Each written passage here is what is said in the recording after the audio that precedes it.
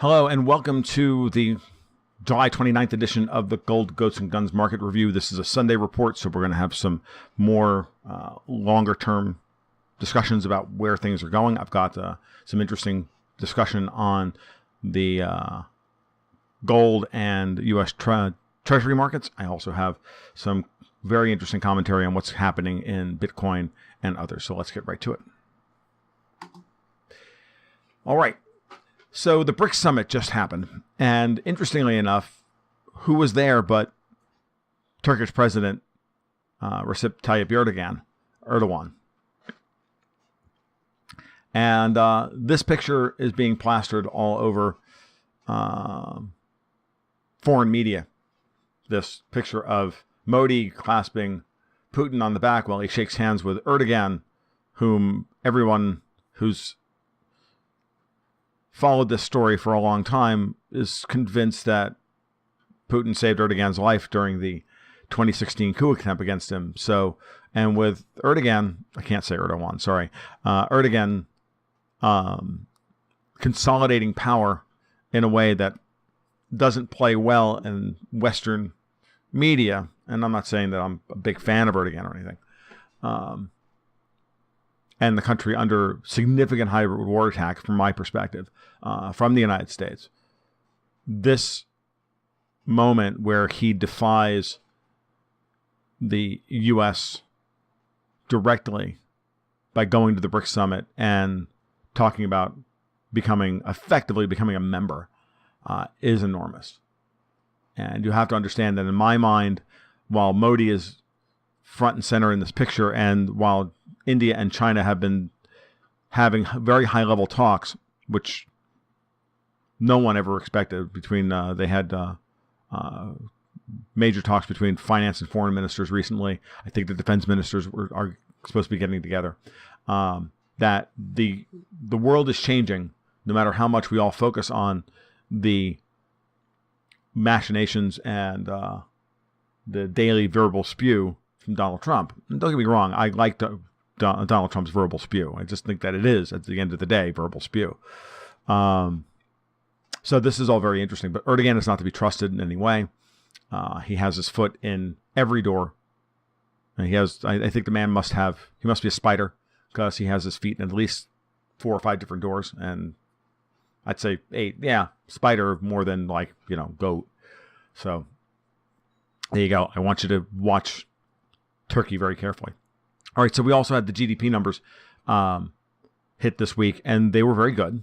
But remember, don't buy into GDP growth too much. Don't buy into the hype in the headlines. Everybody uses GDP because it's a terribly politicized number. GDP is nothing more than gross national spending. And when government spending goes up and government borrowing goes up, GDP goes up, because government spending in the United States is now nearly 30% of GDP. And at least $1 trillion of that is debt.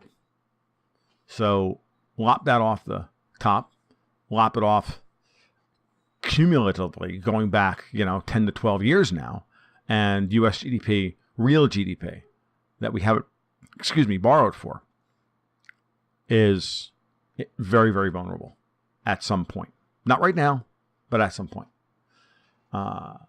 Speaking of which, speaking of vulnerable things, Facebook, and I'm going to show you the chart, and why I'm going to show you the chart today that will make you seriously consider selling your Facebook stock.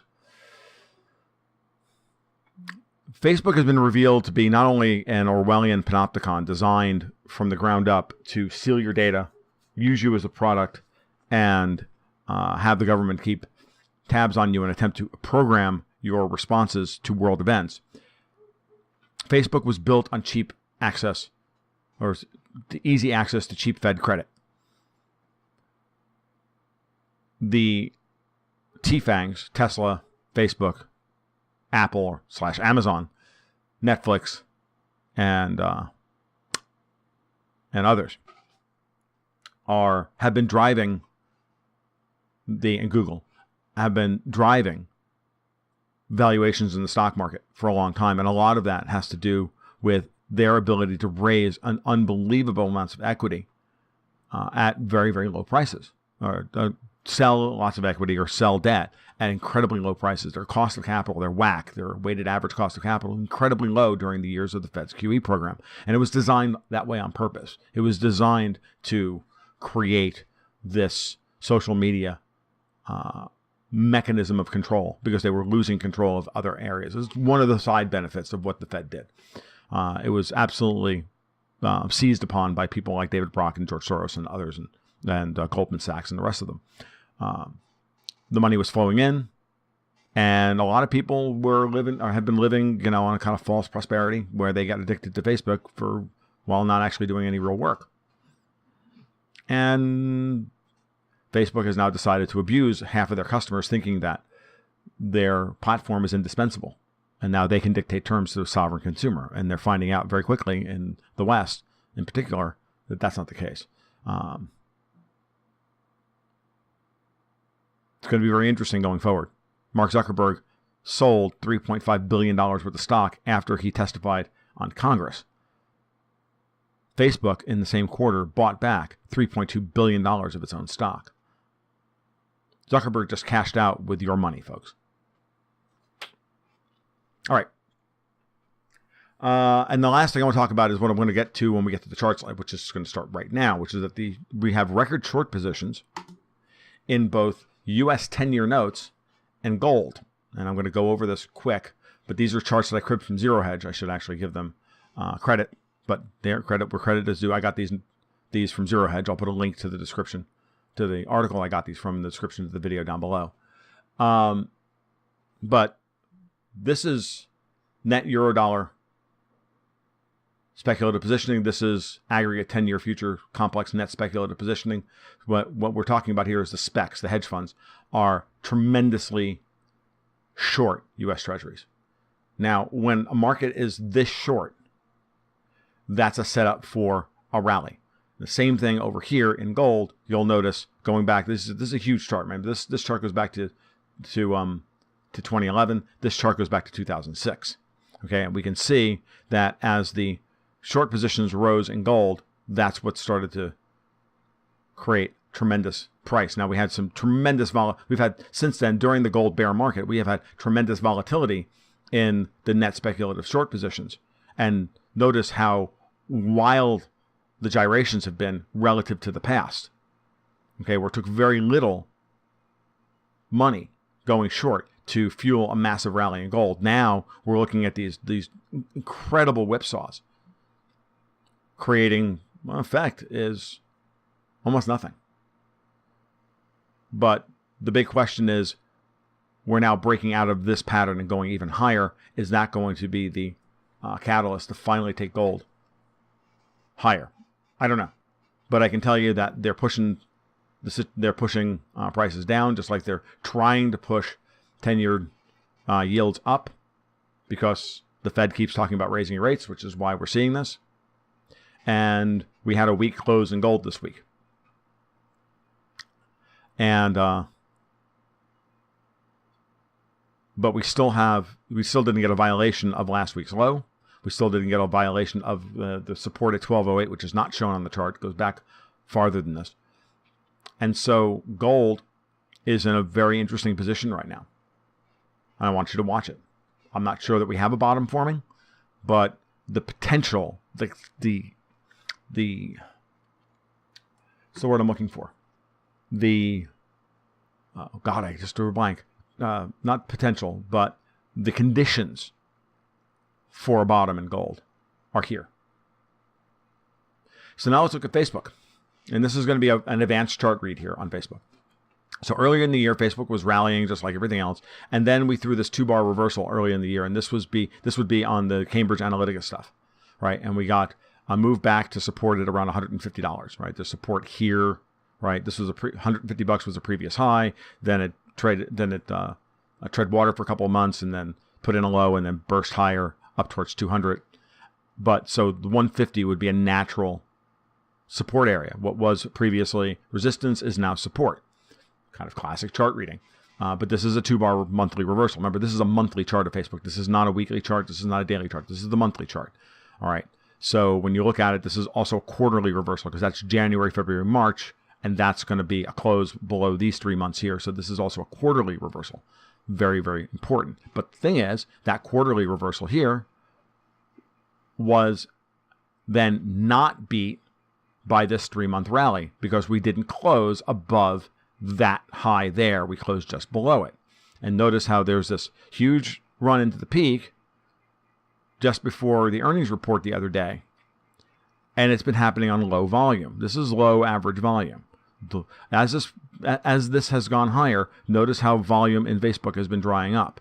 That's never a good sign that an old rally like this, a 5-year rally like this, you have volume drying up. Then you have a massive reversal on huge volume. And then the minute it tries to rally and go back to its, and cannot close above its previous high, never closed above this previous high on a monthly basis, we get incredibly low volume. That's called a pump and dump, folks. That's what this is. This is the pump. That's the dump. There's your resistance. And now 150 is your next target on Facebook. And if we get a close on Tuesday below this low, which I'm not sure what it is, I'd say it, looking at the charts direct, probably around 167 or so. I didn't go and check the numbers directly. But you can do that yourself. Go look for the May low. And if we close below the May low on Tuesday, which is the 31st, then Facebook is setting up for a dump because this 2-bar reversal signal is still holds sway. This rally was not negated. This rally does not negate this reversal signal because we never closed above this. Very important in terms of chart read. Okay, so you got declining volume, 2-bar reversal, big resistance level, and a huge dump, and that's going to be huge volume. And so we're going to have multiple months here of huge rise. Now this thing may trade sideways for a while, and I'm sure that they're going to try and hold it between 160 and 180 for as long as they can, but then the thing's going to, but then the next scandal will take the stock down to 100. All right, Bitcoin. On the opposite side, we have Bitcoin. Bitcoin has proven to have incredibly large support right around $6,000. This is your, look at all these, look at the long tail here, look at the long tail here, and look at all of these closing prices where where the shorts could not push the price down. Then we got this climax selling down here and immediate reversal. We're going to close this month as a 1-bar reversal signal, closing above the high here at 77.75, and right now Bitcoin's trading at about 8,200. That would be a breakout from this 6 to 7 month downtrend. Now, I'm not saying that the new rally is here or anything, but what I'm saying is the worst of the selling is over if we get that close on Monday or Tuesday, because this is a quarterly down, then a 2-bar quarterly reversal here over this bar. Well, it's still not even a quarterly reversal.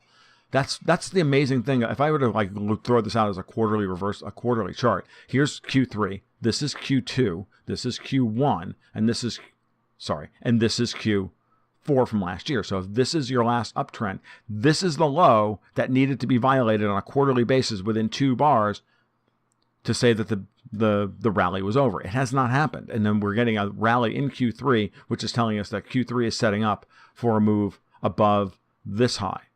Right? And I can say that the bull market is probably here if we get any kind of weekly close above the May high. Again, May is a very interesting month. All right. So that's what I've got so far, guys. And that's what I've got for this week. We'll be back on Wednesday. Be sure to like and subscribe to the channel. And we'll do this again real soon. Thank you for your patronage. Thank you for your time. You can follow my work over at goldgoatsandguns.com. You can also subscribe to my work and support it through Patreon at patreon.com/goldgoatsandguns. There'll be links down below. Thank you very much. Have a great afternoon. Enjoy your Sunday and keep your stick on the ice.